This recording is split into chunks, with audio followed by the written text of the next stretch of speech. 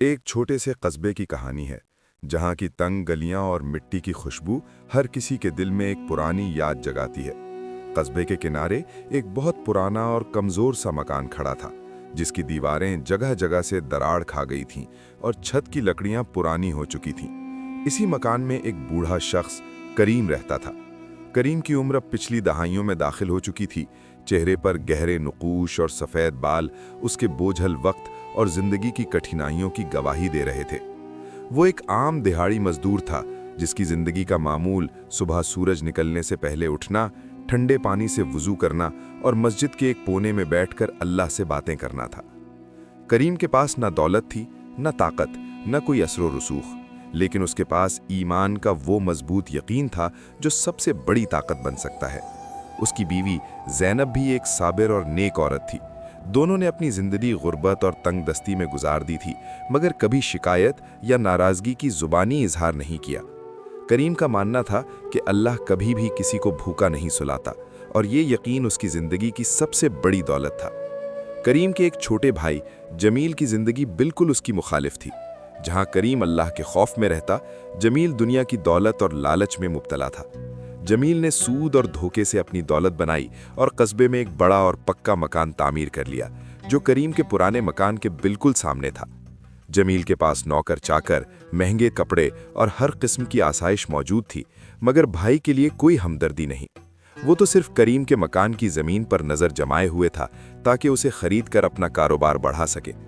सर्दियों की सुबह थी, धुंध छाई हुई थी और करीम अपनी आदत के मुताबिक मजदूर मंडी के चौक पर खड़ा हुआ। कई मजदूर अपनी उम्मीदों के साथ खड़े थे। हर किसी की नज़रें उम्मीद और ज़रूरत में झुकी हुई थीं। करीम गोशा में खामोश अपनी तस्मीह पढ़ रहा था। घंटा गुजर गया, फिर 2 घंटे और आखिरकार जवान और ताकतवर मजदूर काम पर मुंतखब हो गए, मगर करीम की बारी ना आई। किसी ने उसकी उम्र और कमज़ोरी देखकर उसे काम नहीं दिया। दोपहर ढलने लगी और करीम अब भी बेसहारा खड़ा था। उसका पेट भूख से करकरा रहा था क्योंकि रात को भी उसने सिर्फ पानी पीकर गुजारा था। इसी वक्त उसने आसमान की तरफ देखकर दिल ही दिल में कहा, ऐ मेरे मालिक, तेरी हिकमत बेहतर है, जो आज नहीं मिली शायद कल मिल जाए। करीम ने अपनी थकी हुई कमर पर पुराना सा थैला लटकाकर फटी चप्पल पहनकर अपने मकान की तरफ कदम बढ़ाए। रास्ते में एक हलवा की दुकान से ताज़ा रोटी की खुशबू आ रही थी, मगर उसने नज़र झुका ली और आगे बढ़ गया। जब वो मकान के करीब पहुंचा तो देखा कि जमील अपनी आरामदेह कुर्सी पर बैठा हुक्का पी रहा है, नए और महंगे कपड़ों में मलबूस। जमील ने करीम को देखकर तंजिया अंदाज में कहा, कैसे भाईजान, आज भी खाली हाथ? लगता है अल्लाह ने तुझे भुला दिया। करीम ने सर्द जवाब दिया, जमील, अल्लाह किसी को नहीं भुलाता, ये बस इम्तिहान है। जमील ने हंसते हुए कहा कि अगर वो मकान बेच दे तो करीम को जिंदगी का सुकून मिल सकता है और रात का खाना भी। करीम ने साफ इनकार कर दिया और कहा कि ईमान की रोटी बेइज्जती से बेहतर है, हमें अपनी ज़मीन और इज्जत पर कायम रहना है। रात आई और चूल्हा फिर सर्द पड़ा। करीम और ज़ैनब ने वो बची हुई रोटी आधी आधी खाई, दिल में अल्लाह का शुक्र अदा करते हुए। मगर अगली सुबह करीम के लिए एक और इम्तिहान आया। फजर की नमाज के बाद जब वो बाहर काम के लिए निकला तो उसकी कमज़ोरी और भूख की शिद्दत उसके जिस्म को तोड़ रही थी। मजदूर मंडी में जब वो पहुंचा, एक बड़े ताजिर सैयद मंसूर ने उसे उनके गोदाम में काम करने की पेशकश की। करीम ने अल्लाह के नाम पर मेहनत शुरू की। भारी भारी अनाज की बोरियों को उठाना उसके लिए किसी मौजज़े से कम नहीं था। जिस्म दर्द में था, मगर दिल में उम्मीद और अल्लाह पर भरोसा मजबूत था। शाम तक काम मुकम्मल हुआ और जब करीम मजदूरी लेने के लिए गया तो सैयद मंसूर ने छेड़छाड़ की और करीम पर गलत इल्ज़ाम लगाया। जमील वहां पहुंचा और झूठे हमदर्दी का ड्रामा करते हुए कहा कि अगर करीम ने ज़मीन बेच दी तो वो सब ठीक हो जाएगा। मगर करीम ने इनकार कर दिया और अपनी इज्जत के लिए लड़ाई का फैसला किया। इसी दौरान ज़ैनब घर में सब्र करती रही। रात का वक्त गुजरा। करीम ने आग में जमील के बच्चे को बचाकर अपनी जान खतरे में डाली और यही वो मौका था जब वो आग से जमील की दौलत बचा रहा था। अगली सुबह जमील ने दोबारा अपनी बदमाशी से करीम की ज़मीन पर कब्जे की कोशिश की, मगर करीम ने अपने ईमान और हक के लिए मुज़ाहमत की। आखिरकार करीम ने शहर के बड़े काजी अब्दुर्रहमान के पास जाने का फैसला किया, जो उसके वालिद के पुराने दोस्त थे और वासली वसीयत के हक़ाइक़ जानते थे। ये सफ़र मुश्किल और ख़तरनाक था, मगर करीम की ईमानदारी और अल्लाह पर यकीन ने उसे हिम्मत दी। راستے میں اسے جنگلی جانور اور رات کی سختی کا سامنا کرنا پڑا، مگر ایک اجنبی شیر خان نے اسے مدد دی اور قاضی کے دروازے تک پہنچایا۔ قاضی نے کریم کی بات سنی اور اس کے والد کی اصل وصیت نکال کر اس کے حق کو تسلیم کیا۔ کریم قاضی عبد الرحمن کے دربار سے واپس اپنے مکان کی طرف لوٹ رہا تھا۔ دن ابھی جوان تھا، سورج کی روشنی نے قصبے کی گلیوں کو سنہری کر دیا تھا، مگر کریم کے دل میں اطمینان کے ساتھ ایک دباؤ بھی موجود تھا۔ قاضی نے اسے یقین دلایا تھا کہ زمین اور حق اس کا ہے، مگر اس کے پاس عملی طاقت نہیں تھی کہ جمیل اور اس کے حامیوں کے ظلم کا مقابلہ کر سکے۔ جمیل، جو اپنے غرور اور دولت میں ڈوبا ہوا تھا، فوراً اپنے قریبی ساتھیوں کو بلا کر منصوبہ بندی کرنے لگا۔ اس کی سوچ تھی کہ اگر کریم اپنے حق کا دعویٰ کرے گا تو وہ اسے نقصان پہنچا کر مجبور کر دے گا۔ جمیل نے اپنے چالاک خادم ناصر کو حکم دیا کہ وہ رات کو کریم کے مکان کے قریب جا کر خوف پیدا کرے اور کریم کو دھمکیاں دے۔ ناصر، جو پہلے بھی کئی دھوکے بازی میں مہارت رکھتا تھا، نے اس کام کو قبول کر لیا، کیونکہ اسے معلوم تھا کہ جمیل کا غصہ اور وعدہ دونوں زبردست ہیں۔ رات کے وقت کریم اپنے مکان میں آرام کر رہا تھا، جبکہ زینب چولہے کے پاس روشنی میں کچھ کپڑے دھو رہی تھی۔ اچانک دروازے پر دھاڑ ماری گئی۔ کریم نے فوراً آنکھیں کھولی اور ہاتھ میں چھوٹا سا لاٹھا پکڑ لیا۔ ناصر اور دو دیگر ساتھی دروازے کے پاس کھڑے تھے، ان کے ہاتھ میں چھری اور ڈنڈے تھے۔ ناصر نے کہا، کریم بھائی، زمین بیچ دو ورنہ نقصان ہوگا۔ کریم نے مضبوط لہجے میں کہا، زمین اللہ کی دی ہوئی امانت ہے، اسے ظلم کے ذریعے نہیں چھوڑا جا سکتا۔ ناصر نے دھمکی دی، مگر کریم کا حوصلہ ٹوٹا نہیں۔ زینب نے بھی آواز بلند کی اور کہا، اگر تمہارا دل بڑا ہے تو ایک عورت سے کیوں ڈرتے ہو؟ ہم بے بس نہیں ہیں۔ یہ الفاظ ناصر کے دل میں تھوڑا خوف پیدا کر گئے اور وہ واپس چلے گئے، مگر جمیل کے ارادے پہلے سے زیادہ سخت ہو گئے۔ اگلے دن قصبے میں خبر پھیل گئی کہ کریم قاضی کے فیصلے کے بعد اپنے حق کے لیے تیار ہے۔ کچھ لوگ اس کے ساتھ ہمدردی کرنے لگے، جبکہ جمیل کے حامی، جو اکثر طاقتور اور دولت مند تھے، اسے دبانے کی کوشش میں لگے۔ کریم نے فیصلہ کیا کہ اب صرف اللہ پر بھروسہ اور لوگوں کے ساتھ تعاون ہی اس کا راستہ ہے۔ اس دوران کریم نے قصبے کے بزرگوں سے ملاقاتیں شروع کیں۔ وہ سب کہہ رہے تھے کہ جمیل نے کئی دہائیوں سے ظلم اور دھوکہ بازی کی ہے، مگر کسی نے کبھی اسے ٹکر نہیں دی۔ کریم نے ان سب کے سامنے کہا، اب وقت آ گیا ہے کہ حق کے لیے کھڑا ہوں۔ اگر ہم اپنے ایمان اور حوصلے کے ساتھ کھڑے ہوں تو انصاف ممکن ہے۔ اس بات نے کچھ لوگوں کے دلوں میں امید پیدا کر دی۔ دوسری طرف جمیل نے اپنے کاروبار کو اور طاقتور بنانے کے لیے شہر کے ایک اثر و رسوخ شخص سردار بابر سے رابطہ کیا۔ سردار بابر نے وعدہ کیا کہ وہ جمیل کے حامی بنیں گے اور اگر ضروری ہوا تو قانون کے سائے میں بھی کریم کے حق کو روکا جا سکتا ہے۔ جمیل کے چہرے پر مسکراہٹ تھی، مگر اس کی آنکھوں میں خطرے کی چھوٹی سی جھلک بھی تھی، کیونکہ اسے معلوم تھا کہ کریم آسانی سے نہیں ہارے گا۔ کریم نے بھی منصوبہ بندی شروع کر دی۔ اس نے شہر کے قاضی عبد الرحمن کے نمائندے حافظ ریاض کو اپنے پاس بلا کر کہا کہ اگر جمیل ظلم کرے تو وہ قانون کے ذریعے انصاف حاصل کر سکے۔ حافظ ریاض نے وعدہ کیا کہ وہ انصاف کے لیے ہر ممکن کوشش کرے گا۔ اس دوران کریم نے نوجوانوں کو جمع کیا اور انہیں بتایا کہ طاقت صرف ہاتھوں میں نہیں، دل اور ایمان میں بھی ہوتی ہے۔ نوجوانوں نے فیصلہ کیا کہ وہ کریم کے ساتھ کھڑے ہوں گے۔ ایک دن جمیل نے ناصر اور چند مزدوروں کے ساتھ کریم کے مکان پر دھاوا بولنے کا فیصلہ کیا۔ وہ چاہتے تھے کہ مکان پر قبضہ کریں اور زمین کو زبردستی اپنے نام کروا لیں، مگر کریم نے پہلے سے منصوبہ بنایا ہوا تھا۔ مکان کے پیچھے ایک خفیہ راستہ تھا جس سے وہ اور زینب باہر نکل گئے۔ جب ناصر نے مکان میں داخل ہونے کی کوشش کی تو چند نوجوانوں نے انہیں روکا اور شور مچایا۔ قصبے کے لوگ بھی باہر آ گئے اور صورتحال جمیل کے حق میں نہیں رہی۔ جمیل کا غصہ اور بڑھ گیا۔ اس نے فیصلہ کیا کہ اگر وہ قانونی اور طاقت کے ذریعے نہیں جیت سکتا تو وہ کسی بھی حد تک جائے گا۔ اس نے اپنے حریف کو ختم کرنے کی سوچ شروع کی، مگر کریم کا ایمان اور حوصلہ اس کی حفاظت کر رہا تھا۔ زینب نے بھی کہا، ہم نے اللہ پر بھروسہ رکھا ہے اور وہ ہمیں ہر آزمائش میں کامیاب کرے گا۔ قصبے کی فضا میں بے چینی بڑھ گئی تھی۔ جمیل کی طاقت اور دولت نے کئی لوگوں کے دلوں میں خوف بٹھا رکھا تھا، مگر کریم کے حوصلے اور اس کی ایمانداری نے دوسروں کے دلوں میں امید جگا دی تھی۔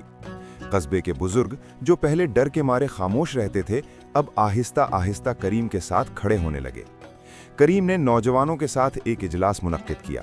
وہ سب مکان کے پیچھے والی کھلی جگہ میں جمع ہوئے۔ کریم نے کہا، ہمیں صرف اپنی زمین نہیں بچانی بلکہ انصاف اور ایمان کی حفاظت بھی کرنی ہے۔ हमें सब्र, हिकमत और इत्तेहाद के साथ आगे बढ़ना होगा।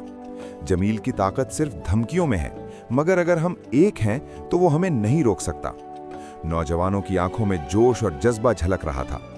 इसी दौरान जमील ने अपने मंसूबे को मजीद खतरनाक शक्ल देने का फैसला किया।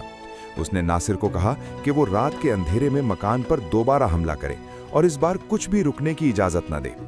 नासिर ने हंसते हुए जवाब दिया, चाहे कुछ भी हो, करीम को सबक सिखा दूंगा। रात के वक्त जमील के ग्रोह ने मकान की तरफ पेशकदमी की, मगर करीम पहले से तैयार था।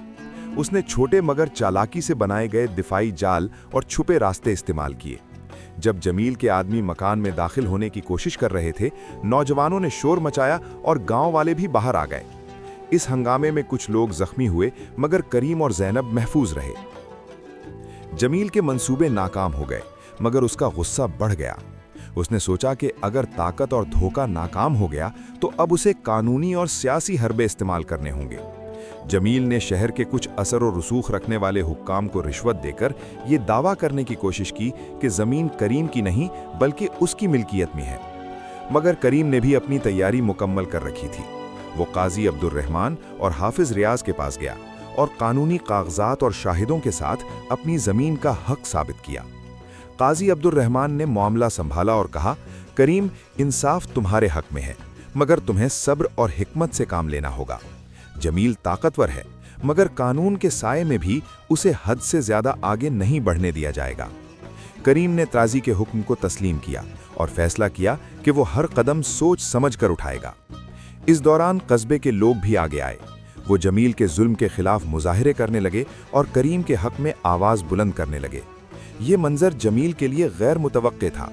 उसे मालूम हुआ कि ताकत और धोखा सब कुछ नहीं कर सकते अगर लोग हक के लिए मुत्तहिद हों। एक्ट 3 का सबसे अहम मोड़ तब आया जब जमील ने आखिरकार खुद मकान पर पहुंचने का फैसला किया। उसने सोचा कि अगर वो शख्सी तौर पर करीम से बात करे तो शायद उसे खौफजदा कर दे। मगर जब वो मकान के बाहर पहुंचा तो उसने देखा कि कस्बे के लोग जमा हैं और नौजवानों ने मकान की हिफाजत मजबूत कर रखी है। ज़ैनब ने जमील से कहा, अगर तुम जुल्म के रास्ते पर आओगे तो न सिर्फ तुम्हें नुकसान होगा बल्कि जितना तुम सोच रहे हो वो भी खो दोगे। जमील की आंखों में गुस्सा और हैरत दोनों झलक रहे थे। उसने पहली बार महसूस किया कि लोग सिर्फ दौलत या ताकत के लिए नहीं बल्कि असूल और हक के लिए भी खड़े हो सकते हैं। वो लम्हे भर के लिए रुक गया और उसके दिल में शक पैदा हुआ कि क्या वो वाकई सही रास्ते पर है। करीम ने जमील से कहा, हम सब इंसान हैं और ज़मीन और हक सिर्फ ताकत से नहीं बल्कि इंसाफ, ईमान और ताउन से बचाए जा सकते हैं। आज तुम्हारे सामने ये मौका है कि तुम भी बदल जाओ। जमील की दिल की धड़कन तेज हो गई, मगर वो कोई जवाब न दे सका। कस्बे में फिजा पर एक अजीब सुकून और उम्मीद की लहर छा गई थी। जमील ने पिछले शिकस्त और अवामी इत्तेहाद के बाद सोचा कि वो अपनी आखिरी चाल खेलेगा, मगर करीम, ज़ैनब और कस्बे के लोग भी तैयार थे। सब जानते थे कि ये आखिरी मरहला है जहां न सिर्फ ज़मीन बल्कि इंसाफ, इत्तेहाद और उसूल भी आजमाए जाएंगे। सुबह सवेरे कस्बे के बुजुर्ग और नौजवान एक इजलास में जमा हुए। करीम ने सबको मुखातिब करते हुए कहा, हमें आज न सिर्फ अपनी ज़मीन बल्कि अपने उसूलों को भी बचाना है। जमील ताकतवर है, मगर हम सब के पास ईमान, इत्तेहाद और हौसला है। हमें सब्र, हिकमत और हिम्मत के साथ आगे बढ़ना होगा। आज हम साबित करेंगे कि हक हमेशा जीतता है। सब ने जोर से हाँ कहा और अपनी यकजहती का अज़्म जाहिर किया। इसी दौरान जमील ने शहर के आला हुक्काम के साथ एक आखिरी मंसूबा तैयार किया। वो चाहता था कि कानूनी हरबे और रिश्वत के जरिए करीम को शिकस्त दे, मगर काजी अब्दुर्रहमान और हाफिज रियाज पहले ही हकीकत जान चुके थे। उन्होंने अपने असर रसूख और शवाहिद की बुनियाद पर करीम के हक में फैसला किया। काजी ने कहा, ज़मीन और हक का फैसला सिर्फ कानून और इंसाफ के मुताबिक होगा। जो भी ताकत या धोखा इस्तेमाल करेगा उसका नुकसान खुद बर्दाश्त करेगा। जमील गुस्से में था, मगर उसने फैसला किया कि वो खुद आगे बढ़कर करीम का सामना करेगा। वो मकान की तरफ रवाना हुआ, मगर उसे मालूम नहीं था कि कस्बे के लोगों ने हर मुमकिन दिफा तैयार कर लिया था। नौजवानों ने छुपे रास्ते, दिफाई जाल और खुफिया अलार्म तैयार किए थे। जब जमील मकान के बाहर पहुंचा तो करीम ने उसे सामने आकर कहा, यहाँ का खेल खत्म हो चुका है जमील। तुम्हारी ताकत और धमकी के बजाय हमारा इत्तेहाद, हौसला और ईमान हमें बचा चुका है। आज तुम्हें मौका है कि तुम भी बदल जाओ। जमील की आंखों में गुस्सा, हैरत और पहली बार कुछ शर्मिंदगी झलक रही थी। उसने कहा, मैं ताकतवर हूं, मगर तुम लोग कैसे?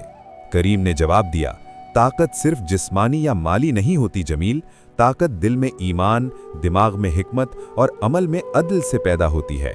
इस लम्हे जमील ने पहली बार महसूस किया कि उसकी दुनिया में सिर्फ ताकत और धोखा काफी नहीं।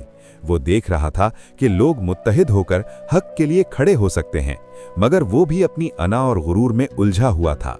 करीम ने आगे बढ़कर कहा, ये जमीन और हमारा कस्बा सिर्फ तुम्हारे लिए नहीं बल्कि सबके लिए है।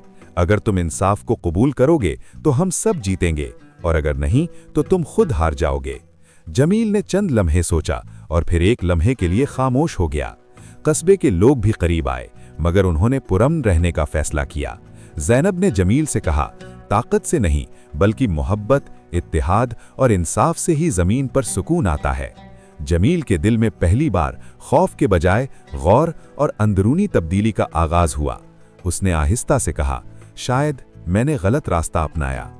एक्ट 4 का सबसे अहम लम्हा तब आया जब जमील ने अपनी गलतियों का एतराफ़ किया। उसने कहा, मैंने अपनी ताकत से सब कुछ हासिल करने की कोशिश की, मगर मैं भूल गया कि असल ताकत इत्तेहाद, ईमानदारी और इंसाफ में होती है। इस एतराफ़ ने कस्बे के लोगों में सुकून और खुशी की लहर दौड़ा दी। कस्बे के बुजुर्गों ने जमील को समझाया और कहा, अब तुम हमारे साथ मिलकर ज़मीन और इंसाफ की हिफाजत कर सकते हो, लेकिन याद रखो, दोबारा जुल्म की राह पर न जाना। जमील ने सर हिलाकर कबूल किया और वादा किया कि वो अब मुस्बत कदम उठाएगा। करीम और ज़ैनब ने खुशी महसूस की, क्योंकि न सिर्फ उनकी ज़मीन महफूज रही बल्कि उन्होंने ये भी साबित किया कि जुल्म और ताकत हमेशा जीत नहीं सकते। कस्बे के लोग जश्न मनाने लगे और एक नए दौर की शुरुआत हुई।